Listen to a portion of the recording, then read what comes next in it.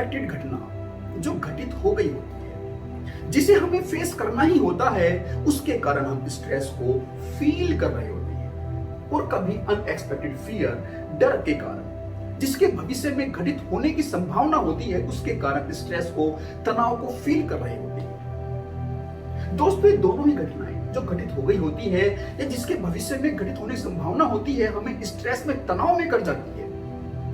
और यह स्ट्रेस, यह तनाव उसी अनुपात में होता है जिस अनुपात में वह अनएक्सपेक्टेड घटना होती है, जिस अनुपात में हमारी एक्सपेक्टेशन होती है। जितनी बड़ी एक्सपेक्टेशन, जितनी बड़ी अनएक्सपेक्टेड घटना, उतना बड़ा तनाव, उतनी बड़ी स्ट्रेसफुल फीलिंग। दोस्तों, यह स्ट्रेस वास्तव में उस सिचुएशन के प्रति हमारा रेस्पॉन्स होता है, बैलेंसिंग करने का एक तरीका होता है। और यह स्ट्रेस केवल बैड ही नहीं होता, मनोवैज्ञानिक कहते हैं कि यह गुड भी होता है। यह कामों को करने में हमारी मदद भी करता है, और केवल मदद ही नहीं करता बल्कि हमारी एफिशिएंसी को भी बढ़ा देता है। दोस्तों, इसको हम अपने शरीर की फिजियोलॉजी से समझने की कोशिश करेंगे। दोस्तों, हमारा शरीर और हमारा मन एक सामंजस्यता में, एक कंफर्ट जोन में रहने के आदी होते हैं, हैबिचुअल होते हैं। और जैसे ही उस सामंजस्यता में डिसबैलेंसिंग होती है, तो वह डिसबैलेंसिंग एक स्ट्रेसफुल सिचुएशन को क्रिएट कर देती है। फिर वह सिचुएशन हमारे लिए चैलेंजिंग बन जाती है। तो उस चैलेंज को फेस करने के लिए एड्रिनल ग्लैंड हमारे ब्लड में एक इमरजेंसी हार्मोन को, एड्रेनालिन केमिकल को रिलीज कर देती है, जिससे हम ज्यादा ऊर्जा के साथ कॉम्बैट मोड में आ जाते हैं और उस सिचुएशन को फेस कर पाते हैं। एक एग्जांपल लेते हैं, जैसे कि जब कोई डॉग किसी बच्चे के पीछे पड़ जाता है, तो फिर वह बहुत तेजी से, बहुत फुर्ती से भाग पाने में समर्थ हो जाता है। शायद ही वह किसी सामान्य सिचुएशन में इतना तेज दौड़ पाता हो। ऐसे ही जब एग्जाम होते हैं, तो उन एग्जाम के टाइम में सब्जेक्ट को ग्रेस्प कर पाने में हम ज्यादा समर्थ हो जाते हैं। और जब कोई प्रोजेक्ट हमारे लिए चैलेंजिंग हो जाता है, तो फिर हम उसको ज्यादा इफेक्टिवली कर पाने में समर्थ हो जाते हैं। दोस्तों, वास्तव में यह एड्रेनालिन केमिकल ब्लड की सप्लाई को हमारे डाइजेशन सिस्टम की तरफ, आहार नलियों की तरफ कम कर देता है, ब्लड के फ्लो को। और साथ ही जो असंबंधित मांसपेशियां है, उधर भी ब्लड के फ्लो को रोक देता है, जिसके कारण जो हमारे शरीर का संबंधित पार्ट होता है, उस चैलेंज को फेस करने के लिए उसको ज्यादा एनर्जी, ज्यादा ऊर्जा मिल पाती है।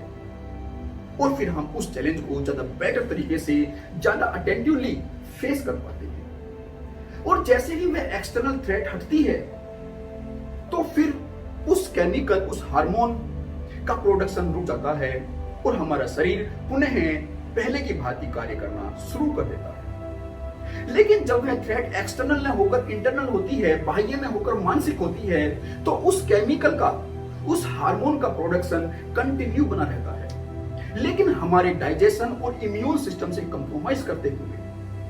तो जहां एक तरफ हम उस सिचुएशन से फाइट करने की तैयारी कर रहे होते हैं, अपने डाइजेशन और इम्यून सिस्टम से कंप्रोमाइज करते हुए, वहीं दूसरी तरफ हमारे अनकंट्रोल्ड थॉट्स एंड फीलिंग उस फाइट को ज्यादा टफ बना रहे होते हैं।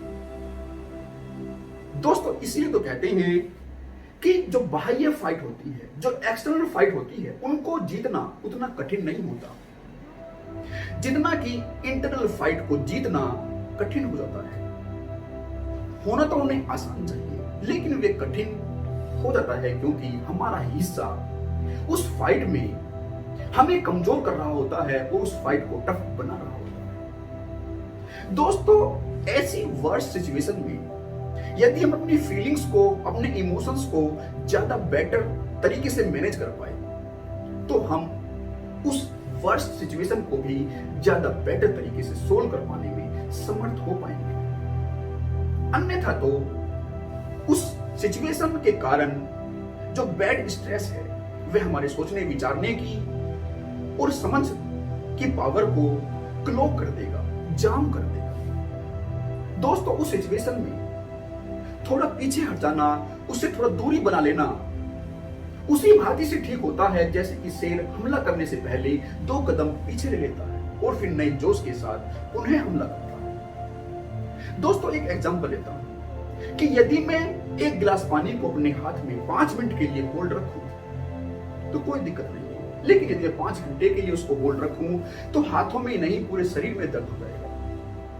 और यदि मैं उसको 5 दिनों के लिए होल्ड करने की कोशिश करूं तो शायद ही मैं उसको 5 दिनों तक होल्ड करने में समर्थ रहूं।